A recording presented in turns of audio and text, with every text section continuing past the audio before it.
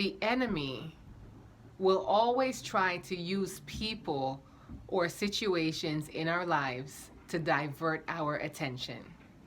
If we let it, the hurt we experience can take up residence in our hearts and minds, distracting us from fulfilling our God-given purpose.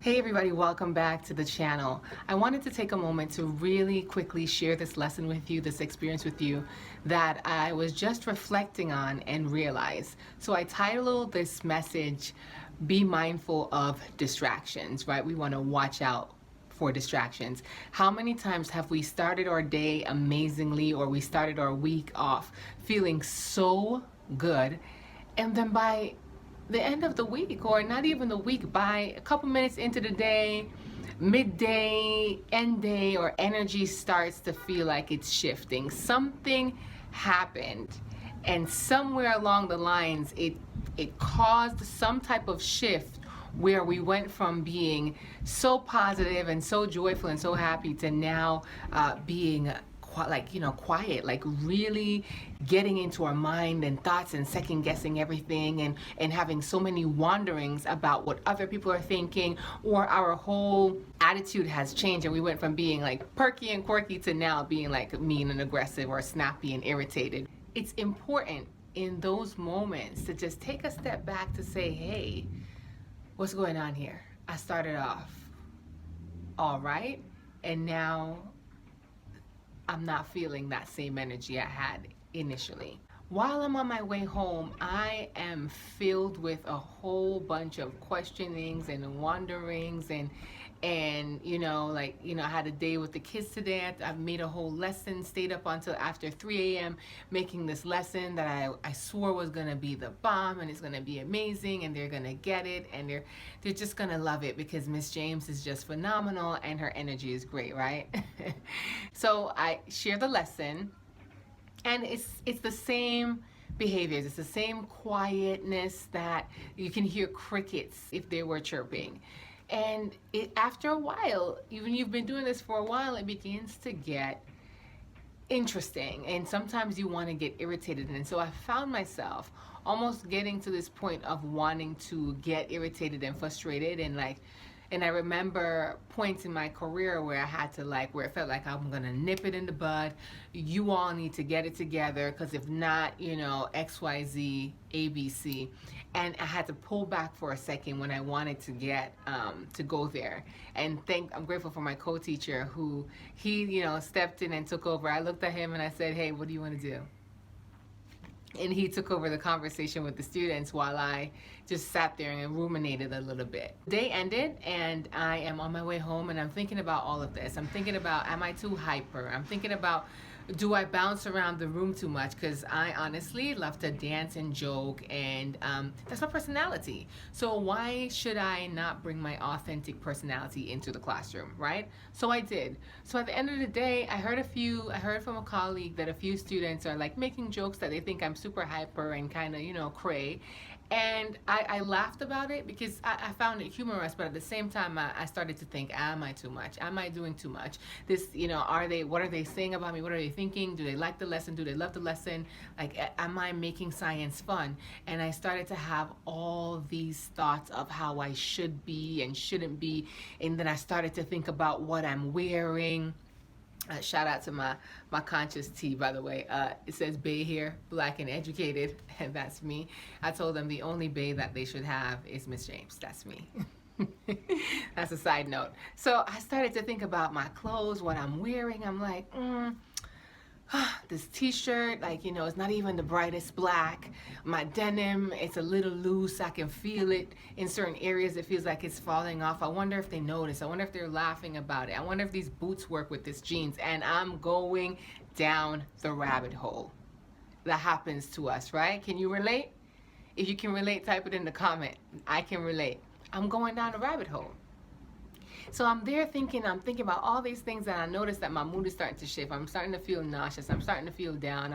I'm talking to God now, and I'm like, God, I started the week off in an amazing mood. Like, let's go, Jesus.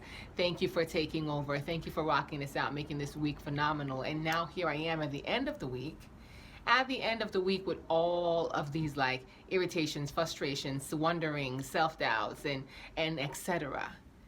And I started to think to myself, what am I going to do? What am I going to do? I need to make a shift, because right now I'm not feeling good, and I need to get back into the good space, right? Because we're working on ourselves continuously, consciously doing the self-work to be better and to do better. So I'm telling myself, what am I going to do? I'm asking myself, what am I going to do now to make this shift? I can smile.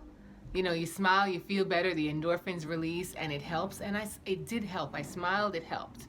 But then I needed more. What am I gonna do?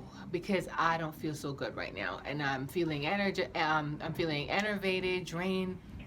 And so I thought to myself, man, I should read my devotional. I should go into the devotional and just read something and get my mind off of what it is that I'm thinking right now, because it's not helping me. Shifting perspective and focusing on something that's more constructive and positive. So I get into the devotional, and I want you to feel me on this, right? I get into the devotional. This devotional is called Hurt But Not Held Back. Hurt but not held back. Listen. A lot of things are happening right now in each and every one of our lives. The season has changed.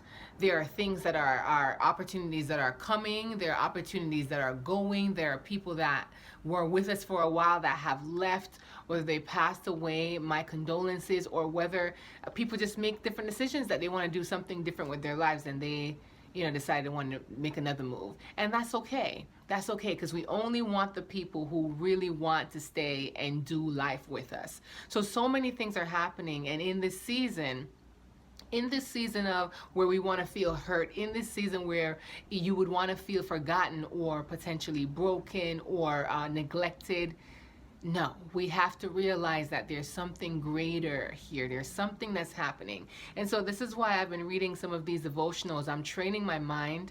I am nurturing my spirit. I'm feeding my spirit, because I always want to come from a place of goodliness and godliness. When I find myself having these negative thoughts or going down these rabbit holes, I want to bring myself back to the Word of God. Everything I say, everything I talk about, motivation, inspiration, it's always rooted in what God has to say about us, what God has to say about me, what God has to say about His will for us. And so I went to my Word. I went to the Word, right? So I'm in this devotional, Hurt But Not Held Back. And I go ahead and I say, you know what, I'm a little bit behind. Let me go ahead and read this. And the devotional says, you ready? You ready? It says, the enemy will always try to use people or situations in our lives to divert our attention. If we let it, the hurt we experience can take up residence in our hearts and minds, distracting us from fulfilling our God-given purpose. Man, listen, when I read this, on my way home, I was like, oh my goodness. Immediately, I felt, it was like, you know how they say you have a weight on you, and then you feel like the weight was lifting? Like, I felt like the weight had lifted. The heaviness that I had felt with all of the wonderings and the self-doubt, and oh, Miss James, you're too much. Oh, Miss James, you need to tone down. Oh, Miss James, you need to, and what are these kids thinking about me? What are my colleagues thinking about me? What am I doing? All of that, just because I realized the D word, distraction. Let me take it a little further. So it says, in order to, get rid of this distraction, in order to bring our focus back, we want to take it to the Word. 2 Corinthians 7 verse 1 declares our need to cleanse ourselves and pursue holiness. The Message translation says, let's make a clean break with everything that defiles or distracts us, both within and without. Distractions come from within when we're thinking about all of these things, thinking about what the world has to say about us, thinking about what mistakes we could have possibly made and the perceptions and all of that. And distractions comes from without when the things that we see, we give our minds access to, whether by seeing, by hearing, it gets into our heads, and now we start to focus on the things that are on the outside, the things that are without, the things we don't have, the things that we think we need to be validated, to be important, to feel like we're making it, to feel successful. When success is relative. Success means different things for different people. And so if we can guard our thoughts, guard our minds, guard our hearts, then that brings us back to a place of peace. That brings us back to that centering in God's will, where we can operate from that higher purpose and that higher self, right? So 2 Corinthians 7 verse 1, cleansing ourselves of everything that distracts us and defiles us.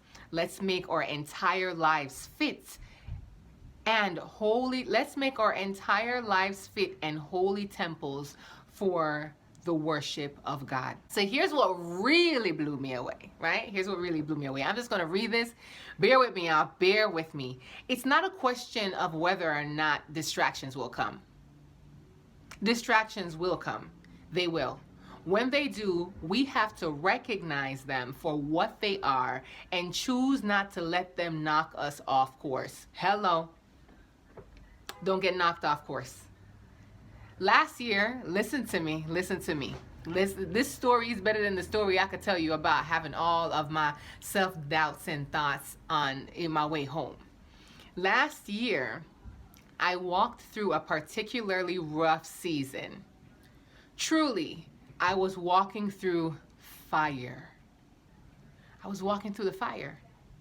And I was starting to reek like smoke, meaning like letting it get to me, getting bitter, getting angry, getting irritated. Everybody can tell. You know when you're going through a mess and everybody can tell that you're going through a mess? Yeah, but we want to say thank God we don't look like what we've been through or what we're going through. I don't know about you, side note, but I find that when I'm going through the challenging times, some of the most challenging times in my life, for some reason, those tend to be the times when I look even more amazing. It's like God just puts this like glowing blessing. And I look back on those photos and I'm like, man, I looked so great. But I was hurting so much because of all that I was going through. But the world didn't need to know that. The world didn't need to know that. That was a battle that God was fighting on my behalf, on our behalf. So the world does not need to know what we're going through. So in here, the person is saying, this author is saying that they were going through the fire and it was getting to them so much they were beginning to smell like what they were going through. They were getting bitter and they were like pouring that out to the world. The final straw came when my car started acting funny and I visited the mechanic to figure out what was wrong. Apparently, some type of creature chewed the top off my gas tank. When I called the claim into my insurance company, they told me they classified it as vandalism by woodland creature. Hilarious, hilarious. At that moment, I realized the tactic of the enemy to keep me focused on the wrong things. I could either take on the smell of smoke, become bitter by my situation, and focus on the havoc, or focus on experiencing God. Refocus on Jesus. Is there an area in your life where you are struggling and you need help? You need to turn your attention back over to God. We need to remember that God has us in His hands. We need to remember that we need to trust Him when things seem crazy, when it doesn't go the way we wanted it to go. Well, is that the way that it was supposed to go? When we are in these moments, it is a time for us to remember to let go and let God. I was so bogged down by all the things that had happened in the day that it was in this moment of being in the devotional that I realized that, oh my goodness, distraction. So let's be mindful of distraction. Distractions can come in the form of things. They can come in the form of people. They can come in the form of lost opportunities. And I say lost because it wasn't really for us, but we thought it was, so we think it's lost. No. Okay? Anything that is for us will always be for us. That's the message I keep on preaching and teaching. Anything that is for us will always be for us. Can nothing and no one take away what God has ordained to be true. So let us be mindful of the distractions, and in moments when things are pulling at our attention, let's bring the focus back to God. Let's bring the focus back to what God's word says about us. He's fighting our battles for us, and with him on our side, there's nothing that we can't win. So be blessed. Keep amazing, man. Each one, reach one, teach one, and I'll see you soon in another video. Let's be mindful of the distractions. Guard our thoughts, guard our hearts. Love and blessings.